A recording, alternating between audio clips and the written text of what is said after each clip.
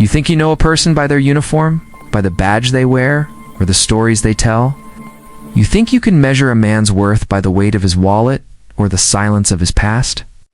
But what if I told you that the most profound strength often wears the disguise of quiet struggle? What if the most extraordinary hero you'll ever meet is the one who never speaks of his battles, who measures his wealth in the love of a single, remarkable child? This is a story about the day I, a jaded cop named Marcus, learned that lesson in the most humbling way imaginable. It's a story that didn't just change my perspective. It cracked open the very foundation of what I thought I knew about courage. And it all started with a little girl and a laugh I still wish I could take back. The late afternoon sun bled orange across the asphalt of the grocery store parking lot, casting long, distorted shadows that danced like silent witnesses. My patrol car was parked at a casual angle, a symbol of my authority, and I leaned against the warm metal ticket book in hand. This was the boring part of the job, the administrative grease that kept the wheels of justice, or at least municipal revenue, turning. The offender was a beat-up late 90s Ford Ranger. Its red paint faded to a rusty pink, one fender a different color entirely. It was parked haphazardly, 2 wheels over the line, right in a designated veteran spot. I'd just finished scribbling the last of the citation when I saw them approaching. A man and a girl. The man moved with a careful, deliberate slowness, kind of measured grace that suggested he was constantly negotiating with pain. He was lean, dressed in worn jeans and a simple gray t-shirt. His face etched with a fatigue that seemed deeper than mere physical tiredness.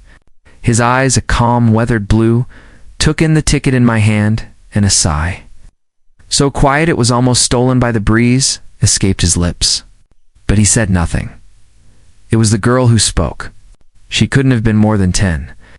A wisp of a thing with hair the color of wheat and eyes that were a startling, intelligent green. She clutched a brown paper bag of groceries to her chest, like a shield.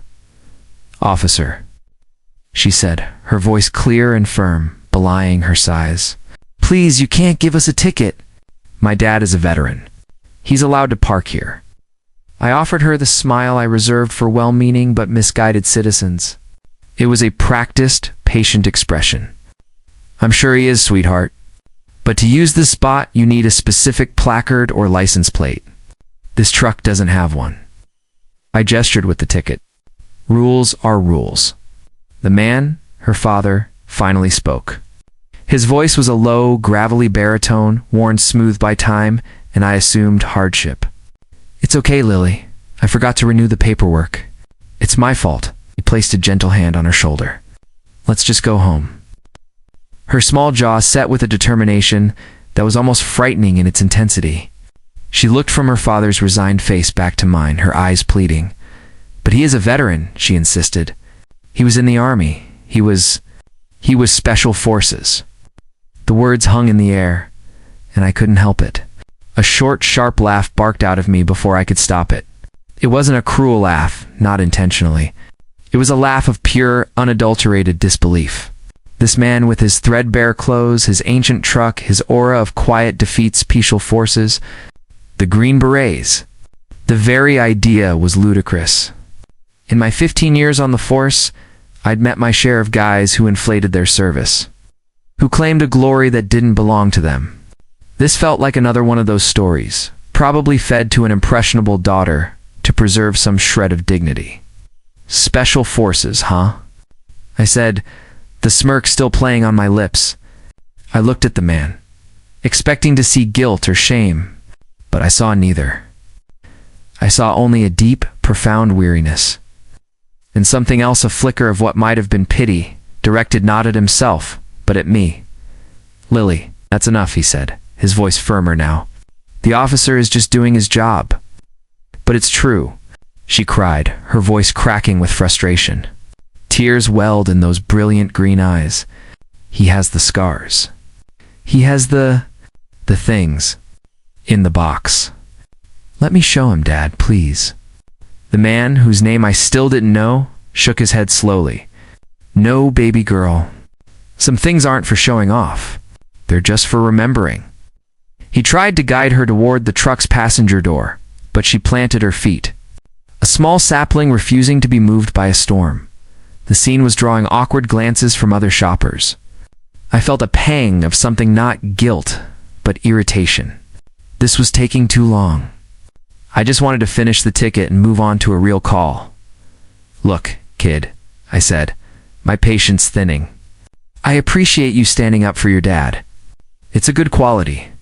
But claiming he's special forces?" I let the sentence hang, the implication clear. It was then that Lily looked at me, not with childish anger, but with a gaze so old and so knowing, it sent an unexpected chill down my spine. The tears were gone, replaced by a steely resolve. "You don't believe me?" she stated. It wasn't a question. "You think because our truck is old and our clothes aren't fancy that we're lying?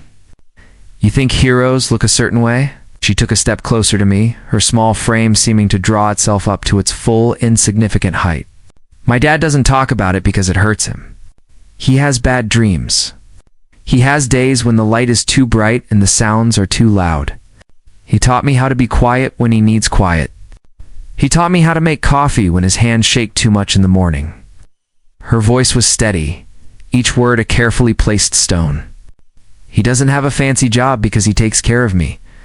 He's my dad, and that's his most important mission. But that doesn't mean his other missions didn't happen." I was stunned into silence. The grocery bag in her arms rustled as she adjusted her grip. The man, her father, had closed his eyes, as if pained by her recitation of his private struggles. "The box is in the truck," Lily said, her tone leaving no room for argument. "I'm going to get it. You will look, and you will apologize." Before I or her father could stop her, she marched to the passenger side of the Ford Ranger, yanked the creaking door open, and leaned inside. Her father sighed again, a sound of utter defeat. He looked at me, and for the first time, there was a spark of something hot in his blue eyes. "She shouldn't have to do this," he said quietly. The words laced with a protective anger that was far more intimidating than any shouted threat. "She's 10 years old. She shouldn't have to defend my honor to a man wearing the same uniform I once swore an oath to." His words hit me like a physical blow. The same uniform. The thought had never occurred to me. We were on different paths, but perhaps from the same tree. The smirk had long since vanished from my face, replaced by a growing cold dread in the pit of my stomach. What was in that box? Lily emerged from the truck. She wasn't holding a box. She was holding a small, worn wooden chest, its surface scarred and stained, its metal fittings tarnished with age. It looked heavy. She carried it with a reverence that was entirely out of place in the mundane setting of a grocery store parking lot. She walked back towards us, her steps slow and deliberate, and placed the chest carefully on the hood of my patrol car, right next to the forgotten parking ticket. The setting sun glinted off the tarnished brass latch. The air grew still. The world seemed to hold its breath. "Open it," she said, her voice barely a whisper. Yet it carried the weight of a command. Her father gave a single, almost imperceptible nod. My heart was hammering against my ribs. The casual arrogance I'd felt minutes before had completely evaporated, replaced by a nervous, trembling anticipation. This was no longer about a parking ticket. This was about something far more significant. With a hand that felt strangely numb, I reached out and flipped the small brass latch. I took a deep breath and lifted the lid. The inside of the chest was a museum of a life I could never comprehend. It wasn't filled with shiny metals on colorful ribbons the way I'd imagined. It was a collection of artifacts, each one telling a silent, screaming story of sacrifice and survival, my eyes now wide with a dawning. Horrifying understanding scanned the contents. There, nestled in a bed of faded velvet, was a black beret, its distinctive unit insignia, the crossed arrows and a saber unmistakable, the Special Forces beret. Next to it lay a set of worn, silver jump wings. A faded, folded patch showed the long tab of the Special Forces qualification course. These weren't things you could buy in a surplus store. They were earned with blood, sweat, and a piece of your soul. But it was the other items that stole the air. From my lungs, a tarnished silver bracelet engraved with a name I didn't recognize, and the dates of a life cut short. A single weathered dog tag, not on a chain but kept separate, a solemn token of a fallen brother. There were photographs, their edges curled. A young, lean version of the man standing before me, his face unlined, his eyes bright and fierce, surrounded by a team of other young men, all armed, all grinning with the invincibility of youth in a dusty, war-torn landscape. And there at the bottom was a small, folded letter, its paper brittle, bearing the official seal of the United States Army. I didn't need to read it to know it was a citation for valor. I looked from the chest to the man. I saw him now, truly saw him. The careful way he held himself wasn't just weariness. It was the posture of a man whose body had been broken and rebuilt. The quiet in his eyes wasn't emptiness. It was the silence that comes from having seen too much. The scars I had dismissed the thin white line along his jaw. The knotted skin on his forearm were not the marks of a brawler, but the permanent signatures of shrapnel and fire. My gaze fell upon Lily. She was watching me, her small face a mask of solemn vindication. She had known. She had always known. She lived with the ghost of this hero, every day the man who woke in the night, sweating from phantom battles. The man who sacrificed a career and a comfortable life to raise his daughter alone. The man who carried this chest of memories not as a trophy, but as a grave responsibility. The laugh I had uttered earlier now felt like a foul stain on my soul. My face burned with a shame so profound it was physically painful. I slowly closed the lid of the chest, a soft click sounding like a gunshot in the quiet parking lot. "Sir," I began, my voice hoarse and unfamiliar. I don't know what to say. I was wrong. Profoundly, disrespectfully wrong. I looked from him to Lily and you, young lady. You are the bravest person I've met in a very long time. The man, the veteran, the green beret, simply nodded. The anger in his eyes had subsided, replaced by that same deep, abiding weariness. "Her name is Lily," he said softly. "I'm Ben." "Marcus," I replied, offering my name as a pathetic token of apology. I picked up the parking ticket from the hood of my car. Without a second thought, I ripped it in half, then into quarters. Letting the pieces flutter to the ground like confetti for a party of fools. The paperwork. I'll see what I can do to help you get it sorted. No one should have to go through this. Ben gave a small, tired smile.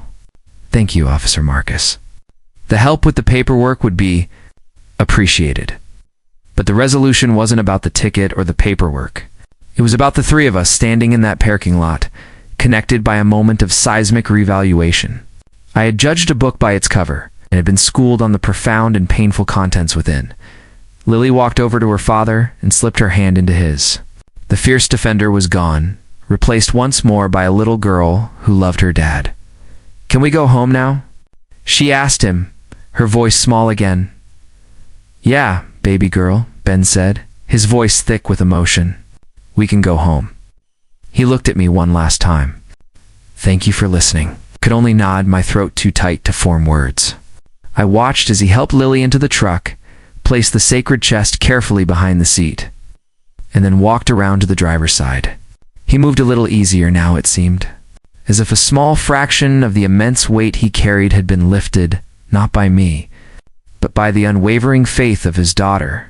The Ford Ranger coughed to life and pulled away, leaving me alone in the gathering twilight with the shreds of my ticket and my shattered assumptions. That was years ago. I never saw Ben or Lily again. But the lesson they taught me is etched permanently on my heart. I carry it with me on every call, every traffic stop, every interaction. I look past the surface, now past the worn clothes, the beat-up cars, the quiet struggles.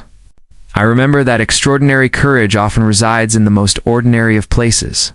I remember that a hero isn't defined by the stories he tells, but by the sacrifices he has made and the love he inspires in a fierce, green-eyed little girl who was willing to fight the whole world for him. So, the next time you're quick to judge, to dismiss, to laugh at a claim that seems too grand for the person making it, remember the story of Ben and Lily.